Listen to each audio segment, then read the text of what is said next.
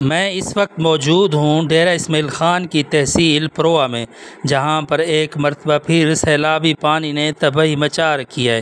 تحصیل پروا کی 7 union councils میں سے 6 یونین کونسل، جس میں یونین کونسل پروا، کڑی شموزئی، ماڑھا، میرن، نئی ویلا اور لنڈا شریف شامل ہیں کہ اکثر دیہی علاقے ملیہ میٹ ہو چکے ہیں۔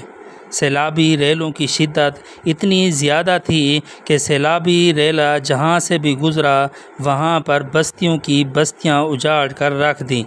اکثر دیہی علاقوں میں سیلابی پانی کئی فٹ ہونے کی وجہ سے لوگوں نے درختوں پر پناہ لے کر جان بچائی۔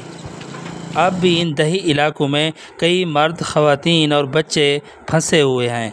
تاحال ریسکیو آپریشن شروع نہیں کیا گیا، جو کہ انتظامیہ کی نااہلی کا منہ بولتا ثبوت ہے۔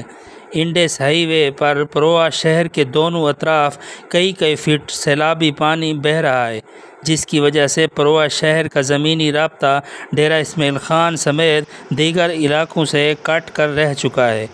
تحصیل پروا کے گاؤں جھوک مہے میں چھت گرنے کے واقعہ میں عصمت اللہ نامی شخص جاں بحق ہو گیا، جبکہ محمد ساجد نامی شخص زخمی ہوا۔